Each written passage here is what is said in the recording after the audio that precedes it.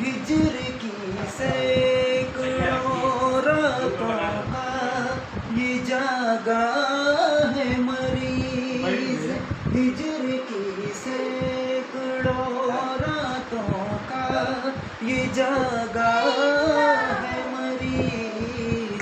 सिर्फ बोसों से तसल्ली नहीं होने वाली। कितनी बेसुध तमन्नाओं के परवरदा है।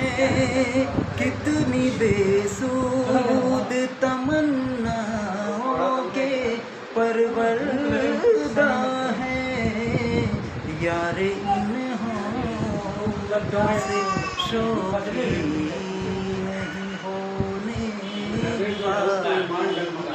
यार इन